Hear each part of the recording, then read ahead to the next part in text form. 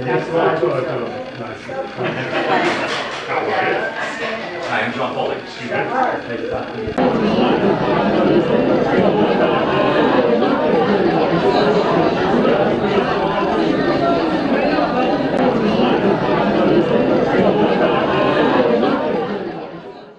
Economic impact that those states have enjoyed because of the film industry. They stole the blind side from us. It went to Georgia. Louisiana's doing $1 billion a year in film production. Morgan just finished 2 movies in Louisiana. I wish they'd been shot here. We are working on a couple for him right now. But about 9 months ago, when Billy and I went back to our day jobs and having not won our respective campaigns, instead of deferring and referring away business, I jumped into the film industry in a lot of ways. I'm a 2-bit actor, a real good lawyer, and a juke joint owner. So you can find me wherever you want. But we have tremendous potential in Mississippi to make this the kind of come-to state to make movies. Wes is right there on the cutting edge with Red Planet, his company. I've gotten to know the small community of the film people in the state. It's relatively small now. It needs to grow. I saw what The Help did. It was shot right there on the block where my law office is in Clarksdale and right in Greenwood. Greenwood, they're introducing folks on tours now to the various scenes in the houses where some of those scenes were shot. So Tate and Brunson kind of led the way for us with an independent movie shot in Mississippi. What's it gross now? 250 domestic now. It's way up there in the numbers. So you know, these projects can make money for you investors too, and they'll certainly help us in the state. So that's what I do. Take it away. We're talking about generating work, training, revenue, you know, a spotlight, and in particular with this picture on the arts community in southern Mississippi, because the movie is about artists. And we will do a social media campaign that focuses on that.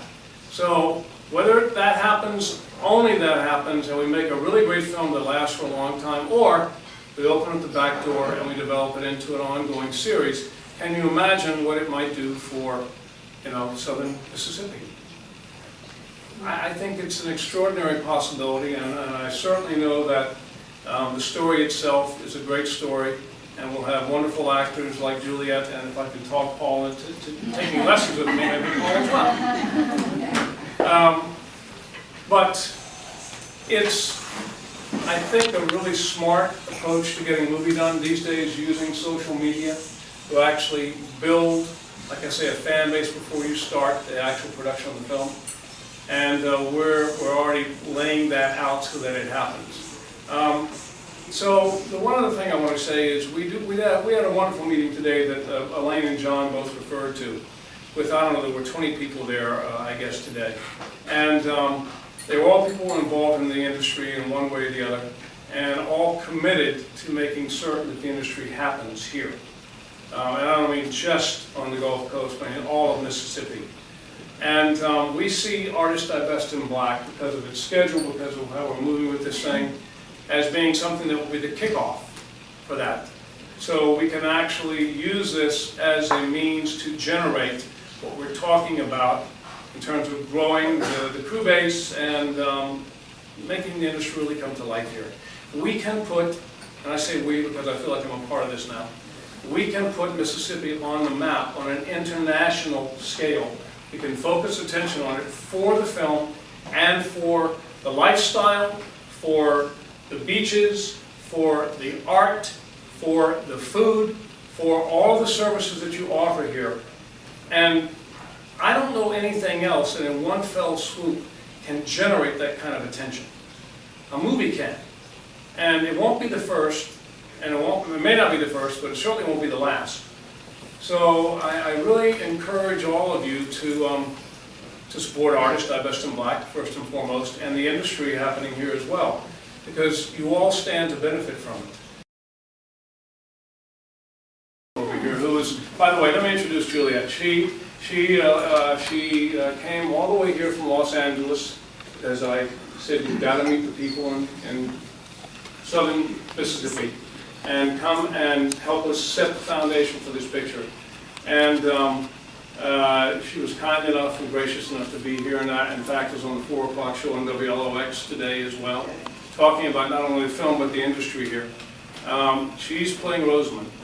And while we haven't negotiated a contract yet or signed it yet, and certainly she needs to be available for the time we're going to shoot the picture, she's on board.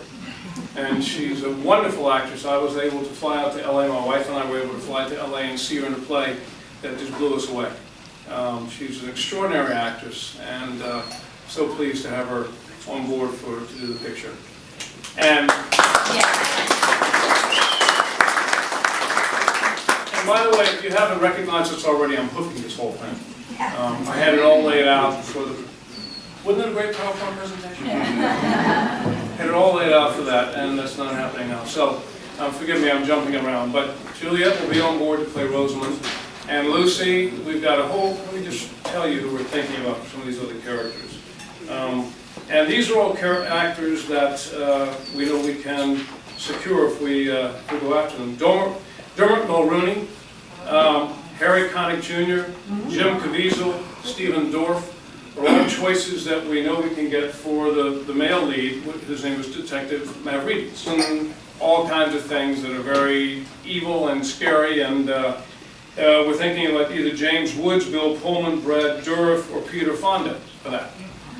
So we're talking about putting together a cast of actors who are substantial actors, who are very interesting actors. We're looking to have very good and talented actors to match Juliet's level, because she's extraordinary, as I said. We want to make a picture that really lasts for a long time, and the way that you do that is by casting good actors in the roles.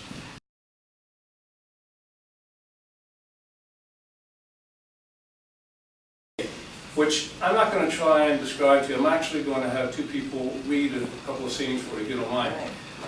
Juliet and Paul, if you'll come out just for a minute. Okay? So this is in the gallery. And I'm looking at the wrong page. Here we go. Is this the right one? Oh my gosh. All right, well, this is what I'm going to do. I'm going to stand up there with the two of you. Look over your shoulder. And read it. Interior gallery balcony day. Rosamund stands at the top of the stairs, her pricked thumb in her mouth, moves past the office door to the bathroom, pushes the door open, freezes. The memory of David rushes back. Austin, Rosamund's assistant, downstairs turns to exit. The front door opens, Mavrides steps in. They stand nose to nose, blocking each other's way until Austin dances around him and out the door. Mavrides watches him hurry off. Hello, detective. Come to browse, or did you bring the checkbook?